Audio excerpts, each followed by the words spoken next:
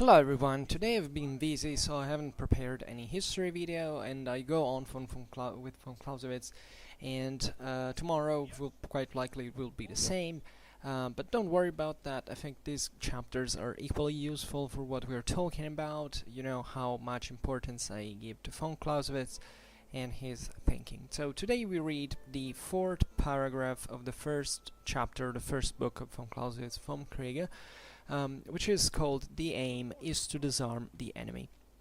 Also this time we skip the read in German, we go straight to the English. Let's make it quick, but nevertheless I remind you that the best option and kind of the mandatory option, especially if you're going to do something serious with Vom Krige, is to read it from the original, and so many things cannot be understood but from the original, I mean in the original language. So here I read and we go. The aim is to disarm the enemy. We have already said that the aim of all action in war is to disarm the enemy, and we shall now show that this, theoretically at least, is indispensable. If our opponent is to be made to comply with our will, we must place him in a situation which is more oppressive to him than the sacrifice which we demand. But the advantages of this position must naturally not be of a transitory nature, at least in appearance, otherwise the enemy, instead of yielding, will hold out in the prospect of a change for the better. Every change in this position, which is produced by a continuation of the war, should therefore be a change for the worse. The worst condition in which a belligerent can be placed is that of being completely disarmed. If, therefore, the enemy is to be reduced to submission by an act of war, he must either be positively disarmed or placed in such a position that is threatened with it. From this, it follows that the disarming or overthrow of the enemy, whichever we call it, must always be the aim of warfare. Now, war is always the shock of two hostile bodies in collision, not the action of a living power upon an inanimate mass, because an absolute state of endurance would not be making war. Therefore, what we have just said as to the aim of action in war applies to both parties. Here, then, is another case of reciprocal action. As long as the enemy is not defeated, he may defeat me. Then I shall be no longer my own master. He will dictate the law to me as I did to him. This is the second reciprocal action and leads to a second extreme. Second reciprocal action. So, as you understand, this von Clausewitz here follows. If you have listened to the previous paragraphs where we talked about recently, it's just following his logical chain, and he's dedicating this paragraph to the aim to disarm the enemy in war. We have seen that fundamentally the objective of war at this point is to disarming the enemy, because that's the only way fundamentally that kind of obliterates the capacity for our opponent to resist our will. So this is crucial in order to achieve, and in this paragraph especially, von Clausewitz explicitly says that is showing us why disarming the enemy is indispensable. So he says, in fact, we have already said that the aim of all action in war is to disarm the enemy. To disarm the enemy, simply as that. And we shall now show that this, theoretically at least, is indispensable. Always bear in mind, I say this every single time, theory and practice in von Clausewitz are kind of indestructible. Now they cannot be separated in any way. Now, however, von Clausewitz is fundamentally talking about these first principles that are extremely important, and at least in general terms, these are mostly theoretically oriented chapters. Nevertheless, there is always a reflection of this that obviously is shown ahead in the work, that, however, can be observed by mere reason throughout what he's saying. the adverb theoretically is very important in here to show that the aim of war is to disarm the enemy indispensably, because there might be as well a war into which you cannot practically lead to the full disarmament of the enemy, but this is contingental. So that's why von Clausewitz is stressing the theoretical side of it, because this is basically how Clausewitz in theory works, and why it's so, it differentiates so much from the others, one of his contemporaries, and remains fundamentally unchallenged, because it's always showing you how the theory works, and then the practice goes is on another level. They work in the same way, but the work, the theory naturally not always, reflects it fully on practice. Or better, it is always reflected on practice, but practice has this kind of relative contingencies for which you may find situations that are extremely different one from the other. Well, the theory is working all the time into this, but naturally the contingental factor brings you time after time to essentially respond accordingly to the situation. Great part of this theoretically is explained naturally, as we've seen also in the previous paragraph, by the obvious statement that, of course, war as an act of violence is always in some way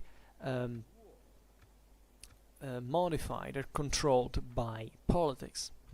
So war is a mere instrument of politics, and therefore if politics dictates another direction, war is fundamentally to be to obey accordingly. Not always, in the sense that war can fundamentally war has someone else who is fighting also from the other side, so you might not control that, and war can unleash, let's say, as can expand, it can be uncontrolled. You may in fact lose control of your situation and being defeated at the end of the day, but that's the point. If you take war alone, here you have the theory, but never war is never alone in reality by definition. So that's why von Clausewitz stresses the theoretically, because in here he's talking specifically about war, especially now, these paragraphs.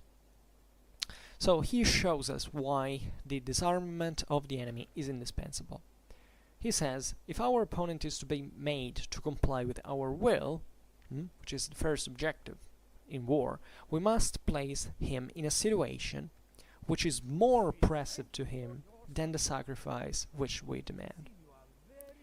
So this is very important. It's a kind of a mathematical relation. Fundamentally, you are obliging someone to accept a certain condition to avoid a worse condition. Let's assume you attack an enemy, and you attack someone, and you want to steal from him a 2 in terms of resources, as a number, as a quantity. Well, if you put him into condition of risking to lose not 2 but 4, and this is quite likely to happen, well, at that point your enemy, obviously if you have the upper hand on him and you can impose him in this sense, this effect, will fundamentally say, okay, I stop resisting, because if what I foresee basically to lose is higher than what this than what I can retain if I don't oppose any resistance, now things will, I will accept this. Naturally, I'm making it relatively simple for many reasons. Now, this reminds me what we were saying in the previous paragraph, when it says that, I mean, if these relations fundamentally were to be those relations were to be understood since the very beginning, every governmental action wouldn't even require war, because everything would be calculated as if it was an algebraic um, calculation. Fundamentally, that's what von Clausewitz defines it like. So, also my example was ultra theoretical, too abstract in this sense. Obviously, the at this point, if you resist, it's because, in fact, von Clausewitz, if you listen now, he said it in the following phrases. You know, if the enemy fundamentally prospects a change for the better, so that this situation might be very harsh now, but then things can change for the better and can even be reversed, he will probably go on. And naturally, in the uncertainty of war, this can happen many times, and that's why this kind of oppressive situation is very important, because it's at least in appearance, von Clausewitz says, something that should scare the enemy at the point he doesn't know what to do, and fundamentally convincing him to give up, hopefully. So now, in this paragraph, von Clausewitz doesn't talk specifically about how this happens, but you understand that this has a lot to do with many factors into a real war, especially. You know, an extraordinarily clamorous defeat can be, let's say, can, for instance, wipe out the moral resources of a system that maybe could face the same amount of losses, but on a longer period of time. Von Clausewitz actually makes a point like this when he is talking, in fact, about how to inflict this hit on the enemy. You can have the same amount of losses, but in a if you know, it's gonna be enormously more effective on the morale, and therefore on the will to keep on fighting, if this happens all at once rather than if it happens, you know, very gradually in a given time. So this is kind of easy to understand. So and this von Clausewitz says we must place the enemy in a situation which is more oppressive to him than the sacrifice which we demand. So you understand how all the times in military history, fundamentally, you know, wars of annihilation, first of all, kind of rare, relatively rare, at least up to a certain time in history. You know, really wiping out a whole state or other political entity is kind of difficult, and there is, you know, virtually never the complete annihilation of an enemy. So we assume that even in the defeat, even when a regime is overthrown or something, that country, that society fundamentally goes on living. So you can make the society surrender fundamentally just to maintain something for it, you know, not just vanishing into nothingness, but having to live on. So you essentially this side is always making a kind of calculation that you also make when you're an attacker. Even if you have the upper hand, you may meet a resistance that is kind of harder than you expect, and even if you may reasonably win the military clash, you still, for certain political and social reasons, have no need to spend so much resources into that. This is also typical. So this is the real point. If you really want to oblige your enemy to comply to your will, you must place him in this situation which is more demanding, more oppressive to him at the moment than the sacrifice which you demand. And fundamentally, as we'll see now, not giving hope that this will change in some way. So this is just an economical, even mathematical consideration. I'm losing more than what I would lose if I surrender. So that's and disarm myself, therefore, and render my arms. So,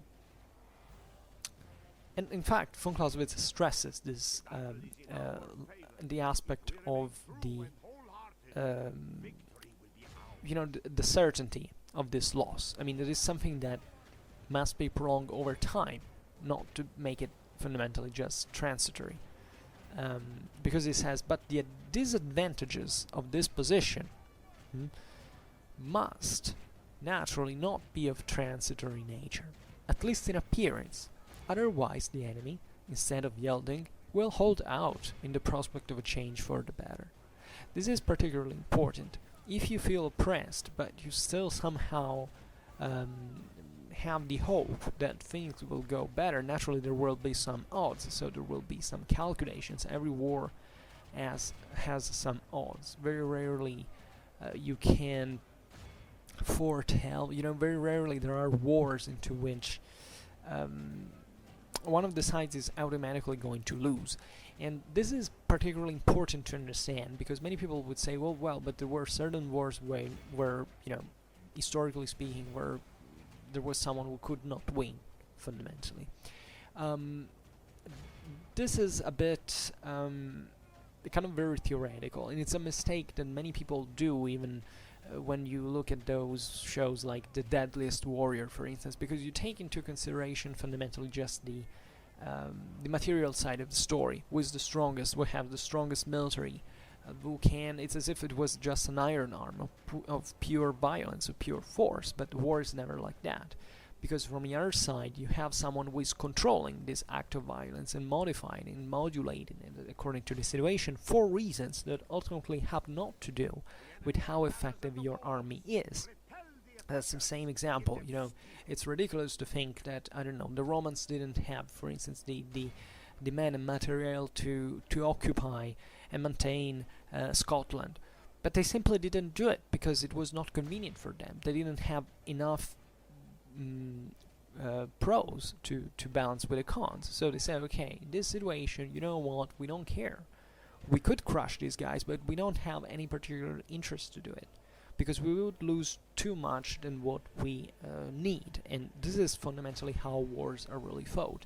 So this thing of holding out that von Clausewitz stresses is very important, because there are countless examples into military history of David beating Goliath. I mean, great military powers that are practically bogged down even by things like guerrilla, that must not be underestimated, because guerrilla is actually a strong form of warfare, and by entities that are evidently weak. So at that point it's not really guerrilla winning physically over the giant, it's simply the giant deciding that it costs too much. The Vietnam War is a brilliant example of that. It's not that the Americans didn't have the means or the ability to wipe out the whole North Vietnam and to crush it, but they simply, at that point, it costed too much. Public opinion said, okay, we don't want to do this anymore, and they withdrew the forces. But it's naive to believe that they would have not made it, also because the Americans literally won every single battle on the field, ultimately losing the war. So this is that's a beautiful example, for instance, because it makes you understand which are the factors that intervene into this. Just like, I don't know, the British Empire during the wars of during the War of American Revolution.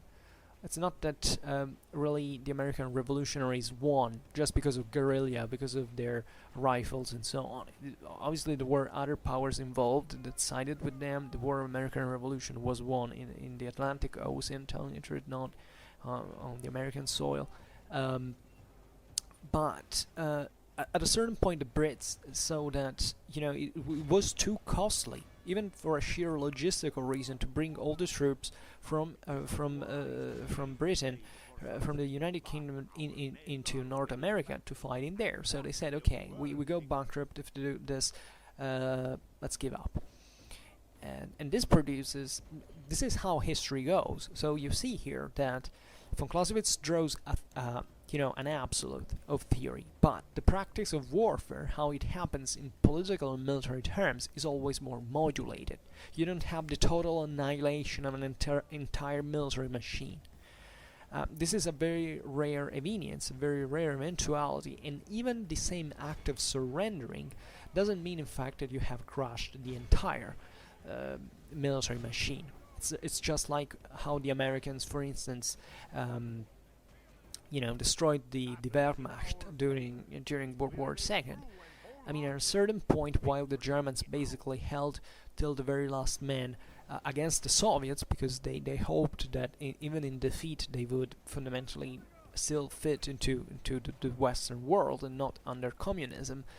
On the Rhine, on the rest of Germany, of course, the Germans still fought in some, harsh way, but many divisions at that point surrendered. So there was no need for the Americans at that point to literally wipe out those entire divisions. They simply surrendered, and that's the point.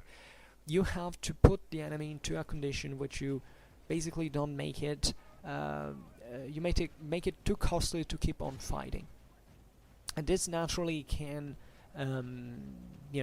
people tend, I believe, especially from a sheer cinematographical, literary perspective, to always analyze the perspective of the single individual, what it takes, even this idea of sacrifice, till death, etc. But, great political and military systems are much more fragile things.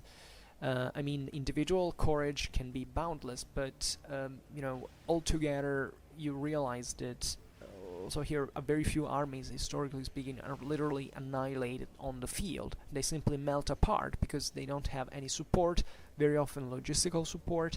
They don't have means to sustain themselves, so many soldiers surely don't want to die. Most soldiers don't just want to save their skin. So at a certain point, okay, as long as you can fight, fine, then you surrender. And even the idea of surrendering is kind of natural.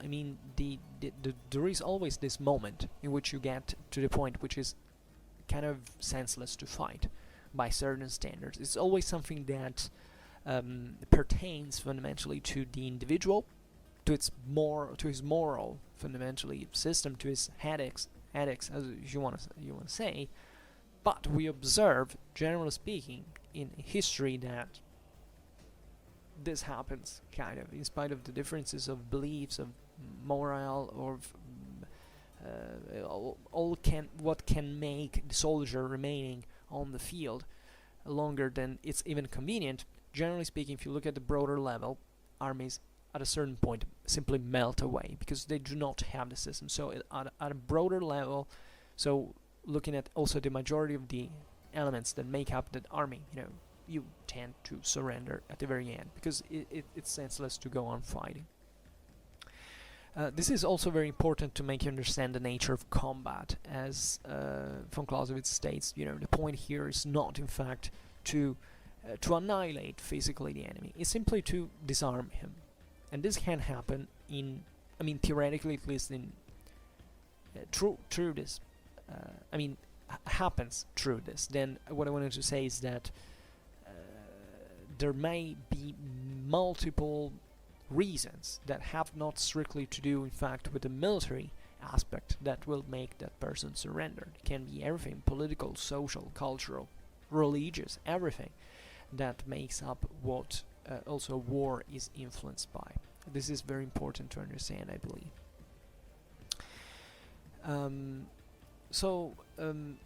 I believe that this last point of essentially put the enemy under pressure he considers to be, at least apparently, from which there is apparently no way out, and therefore it's better to give up, is naturally strictly connected with what we have seen in the previous chapter, the one on the utmost use of force, because here it says, in fact, if you don't do this, if you don't put the enemy such a pressure, instead of yielding, he will hold out in the prospect of a change for the better. So what we read in the previous paragraph, the one on the utmost use of force, number 3, explains. It's strictly interconnected with this one, because in that paragraph, von Clausewitz was essentially stating that when you have to use violence, in theory, it's better if you use it at its maximum, because otherwise, fundamentally, you will give the possibility of the enemy to react, to hold on, to think that this will end in a certain way. So this, let's say, particular note that von Clausewitz makes, saying at least an appearance, so you have at least in that specific moment to make the enemy feel this oppression to be endurable. unendurable, sorry. So here that's where the utmost use of force is so important, because you can concentrate this force on a single, the more this force is concentrated, and the stronger it is fundamentally, and the more this situation will be unbearable at that moment. And this thing of the appearance is not only strictly related to this, but it's kind of still part of it, because most of the times you fundamentally do not know who is hitting you, especially from a strictly there is some certain chaotic, there's such a chaotic dimension sometimes in the moment of an attack, that there are so many other factors that hit so much on your morale, for which a big enemy offensive at that point, you don't know whether it's gonna end. You're scared, you fear it, you don't know what's going on. So the utmost use of force is what you should use at all time in this situation, to make the enemy resistance break immediately, as soon as you can, because in proportion, even if you use the same amount of force, but kind of in a diluted way over time, this could be less effective. So it's always better to kind of concentrate this, and to make the enemy believe that this condition is fundamentally not going to end. Now it's interesting, because humans are kind of, if they're very easy to put under pressure, especially not just from a physical point of view, but also from a psychological point of view, so that there are certain things that cannot be endured at the moment. Well, if you want to avoid more prolonged bloodshed, and you want just to hit hard at that moment, maybe cause a hell of damage, to destroy, etc., well, that would be the preferable option. You don't want this force to go dispersed, and not to hit the hardest exactly where it's needed to make the enemy crumble at that point.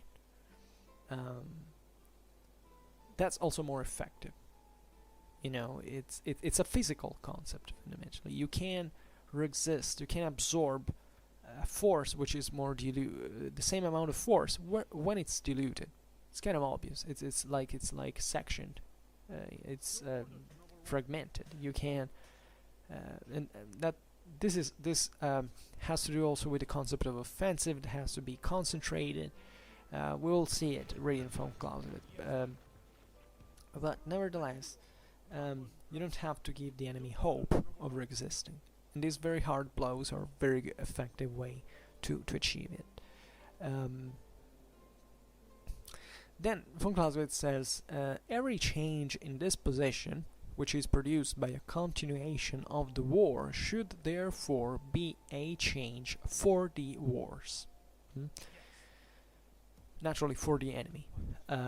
So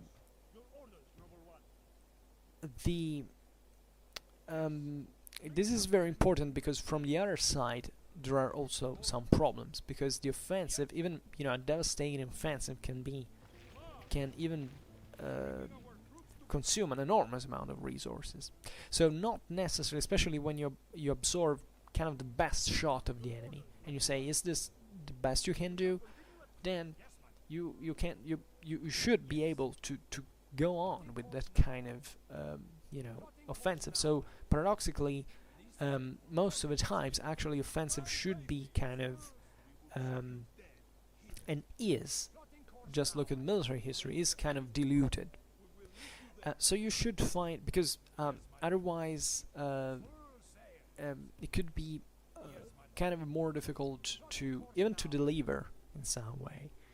It's always better to have reserves of energy in some way, to control what's the situation like, and to react accordingly. The enemy is not always passive. I mean, if it was always passive, it would be kind of good to maybe hit at the strongest you can, but the enemy can strike back. So you also have to save your energies and to store them in some way, and therefore to reduce even kind of the utmost use of force given these conditions.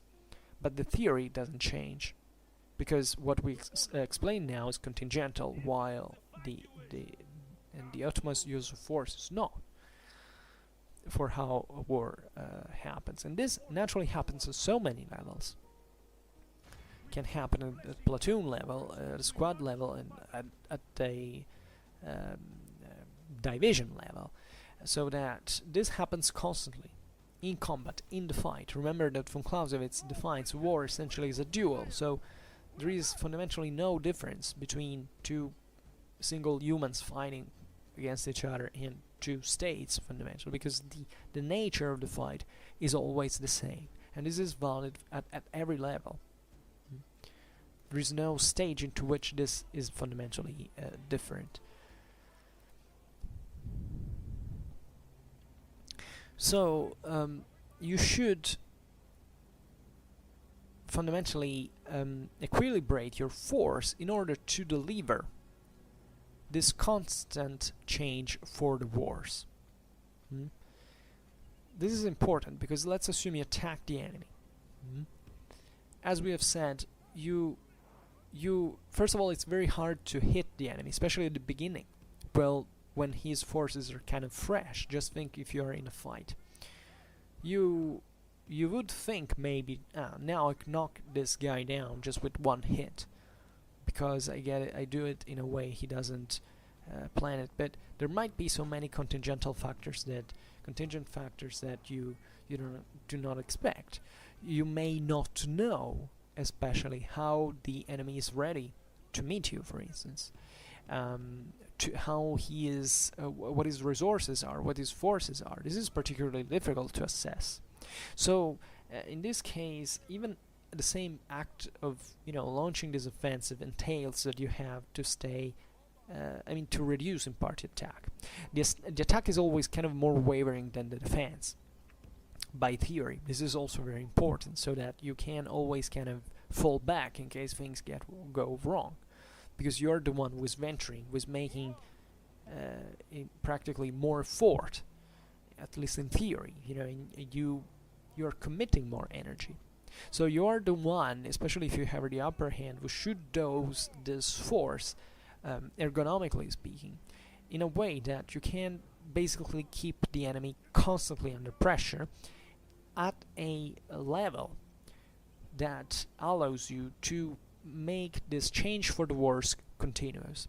If you see it from the side of the defender, let's say, you basically should find it, and this also naturally has to do whether was weaker, was stronger, because you may not be so strong, in fact, to defeat someone. So that's really a point. But assuming that this guy is weaker, what you're giving him the impression like is where you're keeping to beat him and hit him, and things are getting worse because this person is getting wounded.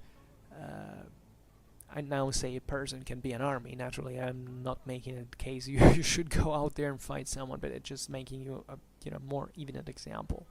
So that once you take 1, 2, 3 fists, you basically are not in a better shape than you were beginning of the fight. So this situation is going worse for you, and this is creating complications because not only war is destructive.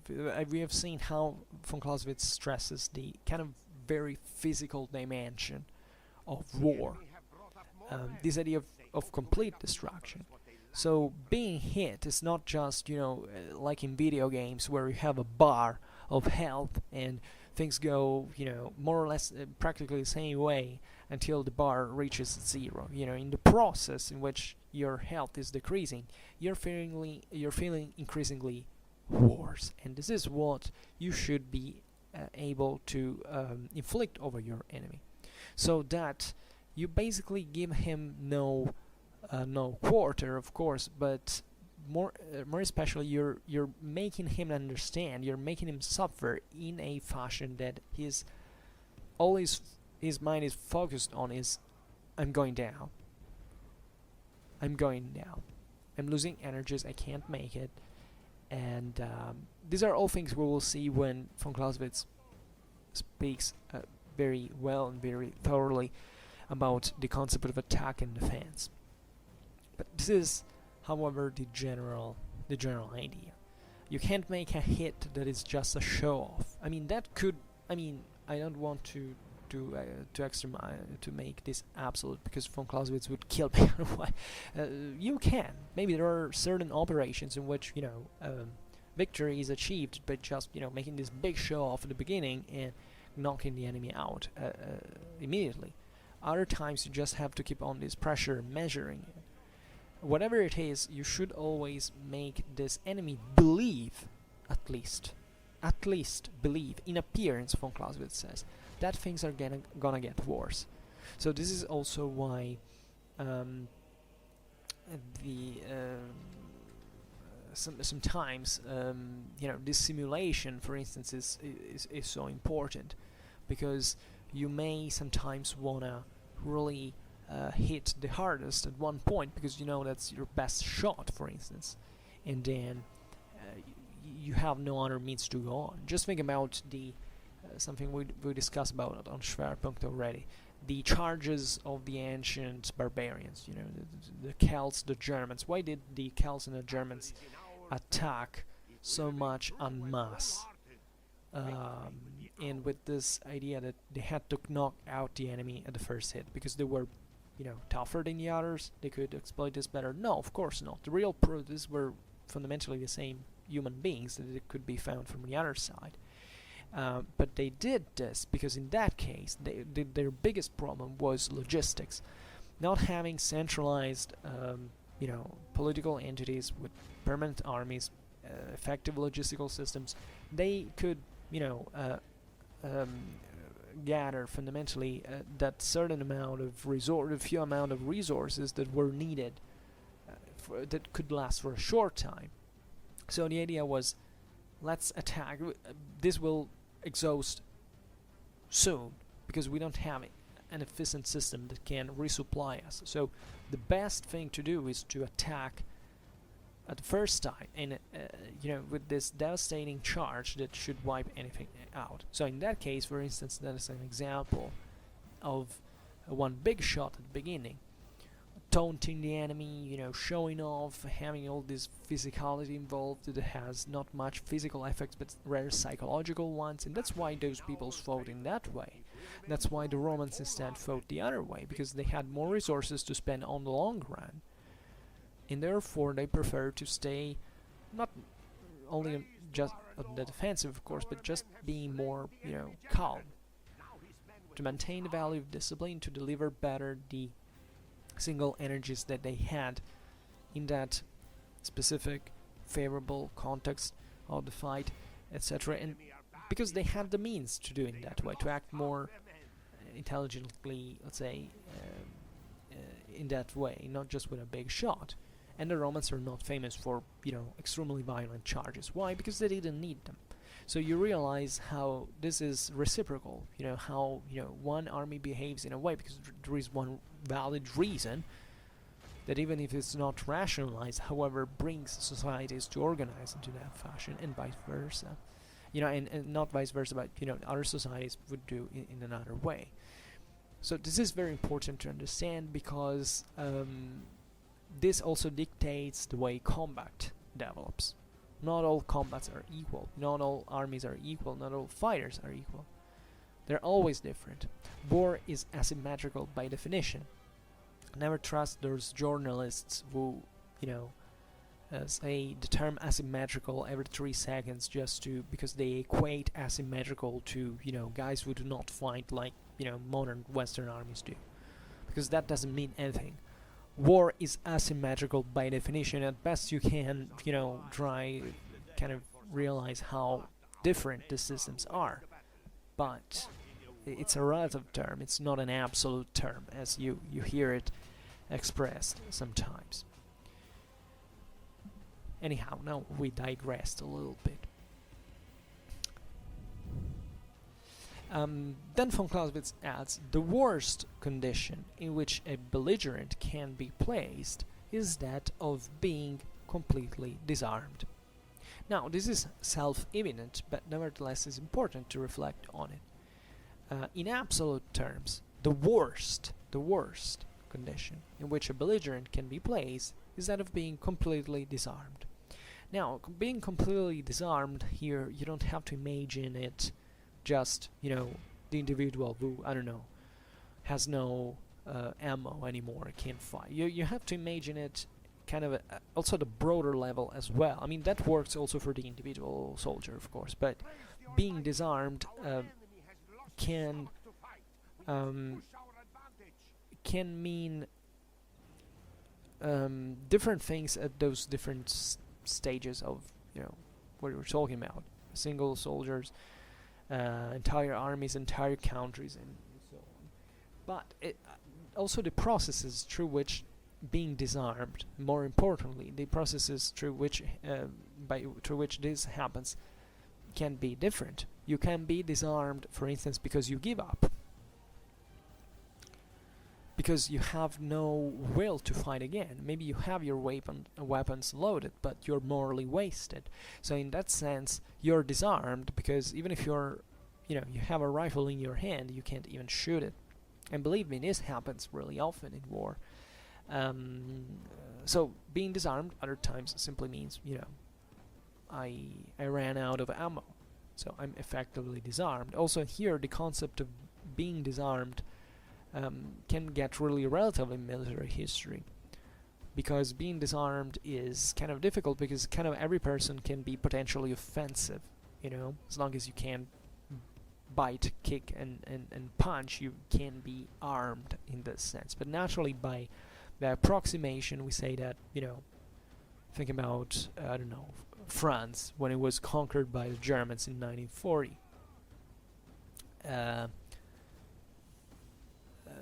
Yeah, okay, there was resistance and so on, but effectively France was disarmed. France, once conquered, is also kind of relatively easy to control because of how the country is, you know, morphologically built, you know, how the centers are disposed, the main roads, etc. So there are certain factors to which an army can, a whole country can be disarmed, for instance, just by sheer deterrence. And we have seen many times in history how, you know, it was consistently more difficult to disarm a country in the Middle Ages than it was today, because today, you know, weapons have a kind of a higher deterrent effect. So what you could control very difficultly just with sword and arrow back in the day, now just with a rifle you can even multiply for 10 or 20, you know. Just, you know, throwing random numbers in here, but just to give the dimensions sometimes how easy it is to control a disarmed population. And believe me, this is easy. Naturally, also in here you cannot fully disarm a people. And there is guerrilla, there is resistance, etc. But this should be also a kind of, you know, admonition for all those people who think that theoretically a country can simply, you know, oppose in non-violent ways, even without weapons, and make it. It's not really how it works. You really need a certain degree of control, at least on certain mechanisms, in order to achieve that. And sometimes this was not possible, historically speaking. And I'm not saying that this has not to do also with the kind of, you know, cooperation that you can have with your occupants, with your conquerors. This happens. But this is yet another proof that the Clausewitzian paradigm of the war as a continuation of politics by other means is true all the times, because that's what it reconfirms. So just imagine, as von Clausewitz is saying now, is completely, you know, if you're completely disarmed, let's make it simple. Just imagine you have someone in front of you with a gun, and you have nothing to defend you with. Now, yeah, theoretically there are people who can disarm others with a gun, but, you know, the odds are pretty low, and then naturally, you know, the guy with the gun has a huge edge, and you're completely disarmed or virtually disarmed at this point, because real life, you can say that you're never really fully disarmed. you can always exercise some form of violence, even minimal, even maybe insignificant in that particular context. But that's the point von Clausewitz is making.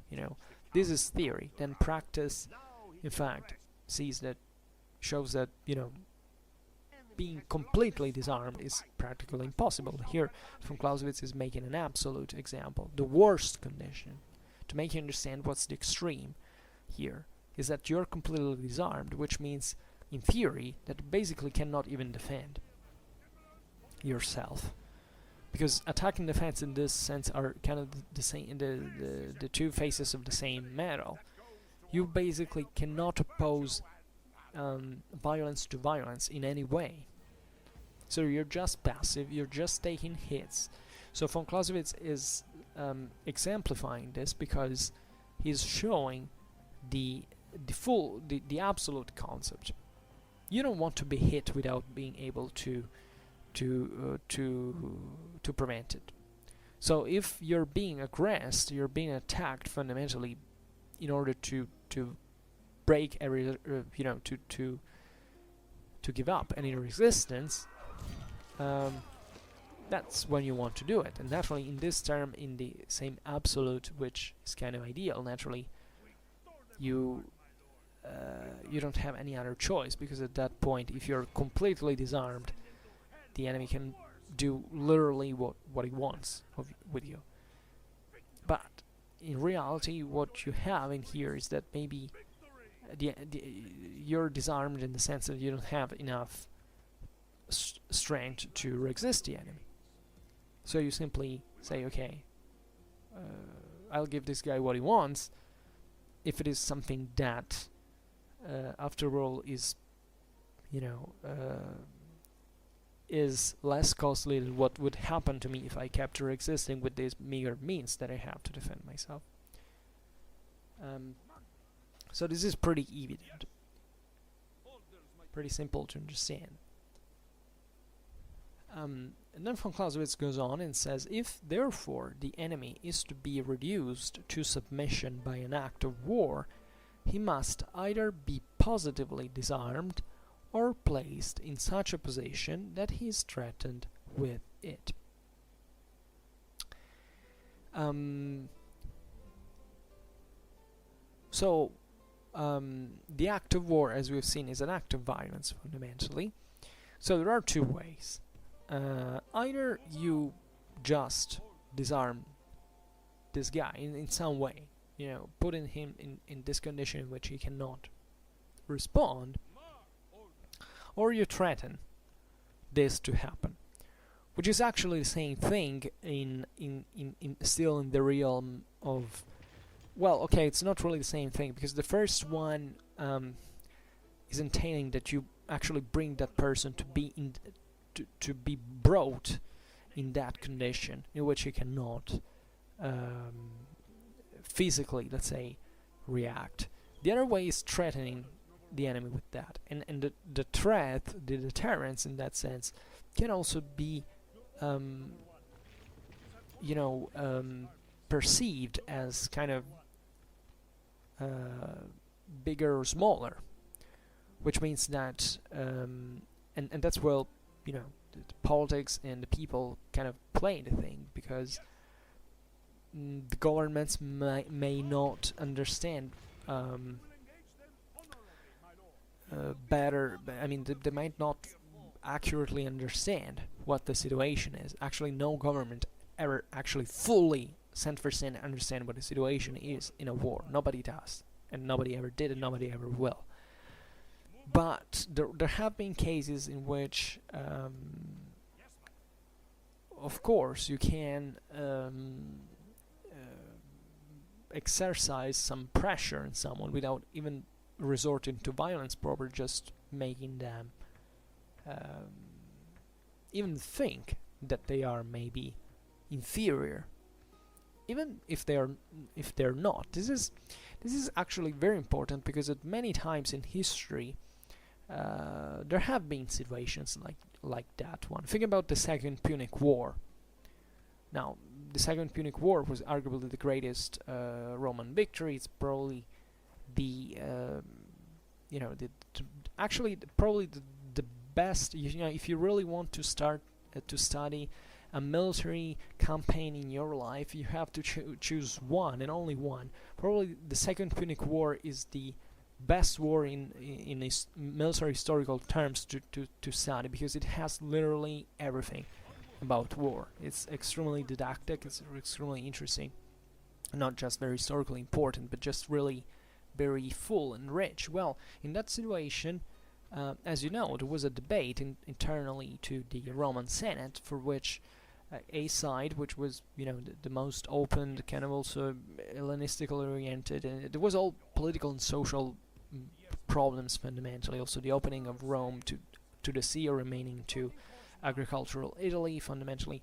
That from one side, Scipio wanted to bring the war to Africa, which it did. Other Romans were extremely conservative and said, okay, we don't want, because we want the Romans to remain to Italy and not to go out of its borders, its geographical borders. There were many interests because of this, and in that case you realize, for instance, that Rome at that point, especially after having defeated having basically made Hannibal retreating back to Africa, and having won the Carthaginians in Spain, Rome had a huge advantage at that point.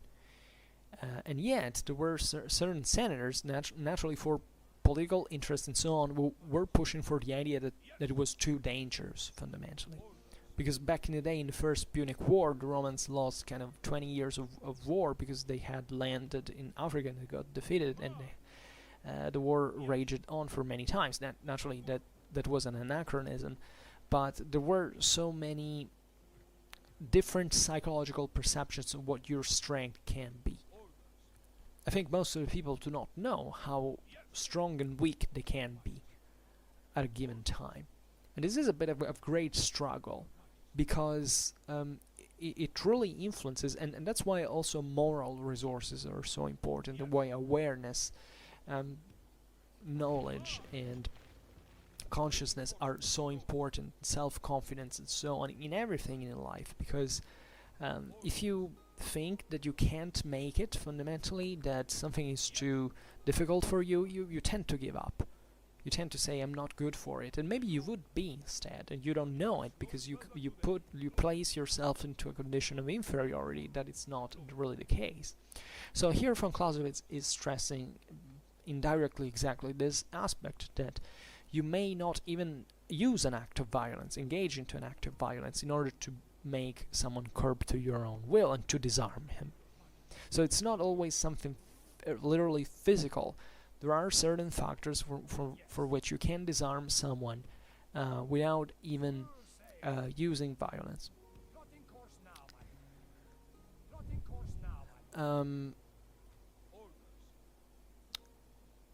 What else does he say?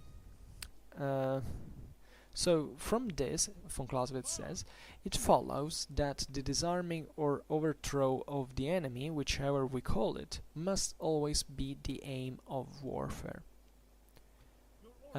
Which is fundamentally repeating what we have said throughout all the now the third and fourth paragraph. So that the aim of war should be always disarming the enemy. Then he goes on and says, now war is always the shock of two hostile bodies in collision, not the action of a living power upon an inanimate mass, because an absolute state of endurance would not be making war.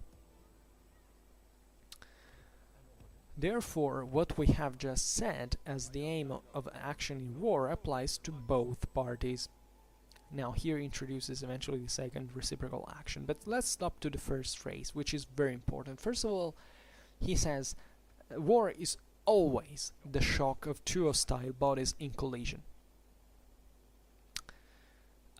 This is important for two reasons. The first one is kind of more I don't know, not figure eight, but it's very important, because here von Clausewitz defines war as the shock of the two bodies in collision, the two hostile bodies in collision, which is saying fundamentally that until you don't use violence, that's not really war. I mean, what makes war in here is fundamentally the shock, so the physical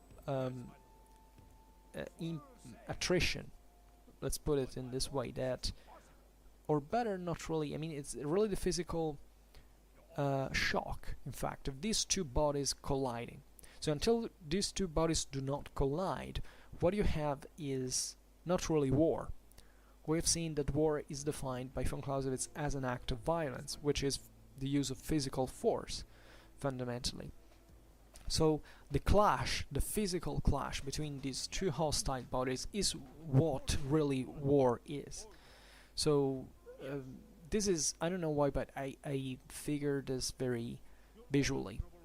You know, the idea of the actual destruction which force brings, physically speaking, by definition, is really what war is, in a way or in another. Maybe it's a too physical oriented metaphor, because naturally you can consume resources against someone without even hitting him. But let's say that when war is fought, there is a hell of a shock that is pretty much evident, and that occurs virtually entirely into the phase of combat. So that's really what war is. The second interesting point of this is the continuation of the phrase that says not that the war is always the shock of two hostile bodies in collision, and not the action of a living power upon an inanimate mass. This is also you know, self-explanatory, but incredibly important, because it happens, at least to me, to listen to people saying, okay, you know, let's figure what I have to do when fighting against an enemy. And it seems like, you know, the enemy is always kind of a passive thing you want to attack from the external. It's very video game based as an idea. You know, it's like when you have those characters that are kind of always, they're driven by you, while you have an artificial intelligence from the other side that you find tricks to fundamentally to defeat, because it's kind of always inferior in certain way. Well, war is real life, unfortunately, and what you have from the other side is always an enemy who is striking back, and that, historically speaking, is always kind of not so extremely different from you at the end of the day, or at least can deliver violence in a kind of a comparable way, the way you do it, because otherwise usually, you know, you don't even need really to fight at that point, because it would be too weak to even attempt to fight. So what von Clausewitz was saying before, that even threatening someone of an oppression they cannot endure is enough, fundamentally, to disarm the enemy. So you're not fighting against an inanimate mass. Here, von Clausewitz says it's not the action. War is not the action of a living power upon an inanimate mass.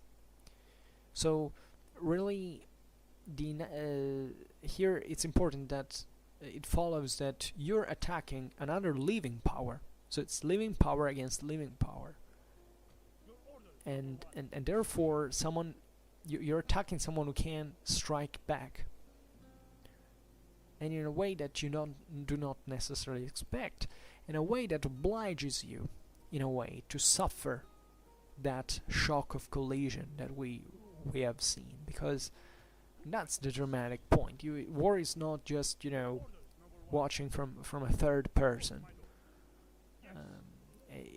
You're directly involved into it, so you're always going to suffer the strikes. It's not like Iron Arm, like, you know, not even in there, but it's not like, you know, you simply say, okay, who's the strongest?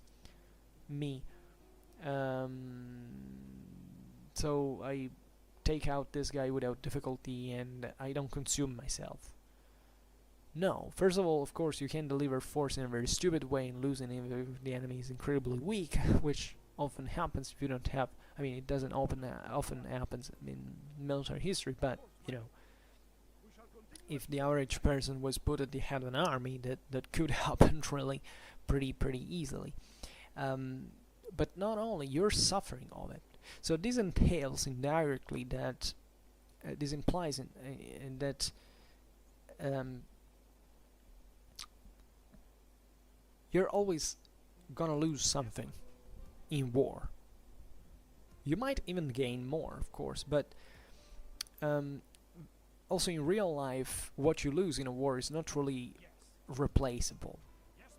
I mean, I would like to make it more theoretical, but more banally and more dramatically and evidently, you know, people who die during wars are gone forever. So you might even win a war and obtain something else. Maybe, you know, trying to balance, but go ask the families of that person who died and ask them whether, you know, it was worth it. And one of the greatest historical problems in many ways now is I mean, at all times, is to say, was that war worth it? Because, you know, it's not really easy to assess the losses physically, but especially psychologically speaking. There are wars that are in fact pyrrhic, as it's usually said, because they, you lost too much, and it's as if you, at the end of the day, you didn't obtain anything more.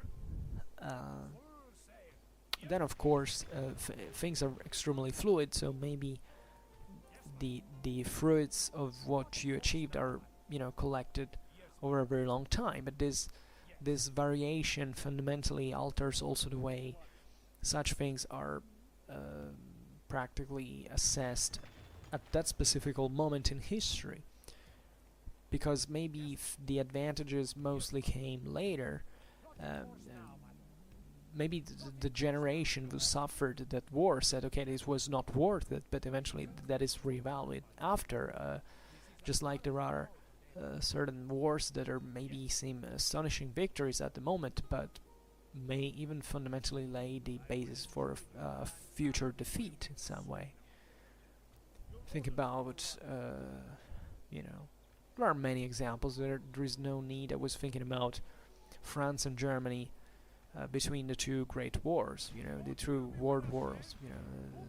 That's a pretty good example of what even a victory may not be fully exploited sometimes, which happens pretty often because the winner kind of feels this sense of security at the end of the war, and said that maybe overlooks certain aspects or underestimates the resilience of the foe and stuff like that. So this is also very important, and you understand how many factors can intervene into this, and why assessing certain things, even historically, is so complicated.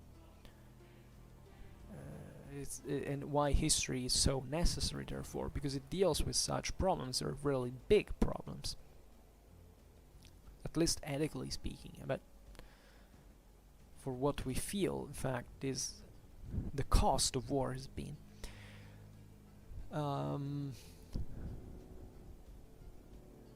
Then here, as we were saying, von Clausewitz introduces the second reciprocal action. Here it says, therefore, having said all this, what we have just said as to the aim of action in war applies to both parties. This is pretty evident. Both parties aim to disarm each other. And this is irreversible. We've seen that the first reciprocal action was saying fundamentally the same thing under different points of view, which is fundamentally that violence is pushed to the utmost bounds. So that as one side dictates the law to the other, there arises a sort of reciprocal action, which logically must lead to an extreme. So here it's a bit the same thing. That is, that as long as the enemy is not defeated, von Clausewitz says, he may defeat me. Then I shall be no longer my own master. He will dictate the law to me as I did to him. So this can always happen. This is important because it's as if it's like it's what I was telling you about before. I mean, the idea that it doesn't just take you're not fighting against an inanimate mass that you can poke with a stick and remains kind of just passive to it. You have an enemy that not only can strike back, but that theoretically could go on fighting even when you're too tired to do it. So you have something that can defeat you at the end of the day if you live in that condition. And this is particularly interesting because naturally there are certain real cases in which wars are fundamentally do not bring to the as we've seen to the full disarmament of one side or the other, but there are certain wars in which, you know, maybe you started with the upper hand but eventually you end up to be defeated in some way. Just think about Operation Barbarossa. Now that's a huge topic. Naturally, I won't sum up my opinion on it like that. But it was like that. I mean, the Soviets went.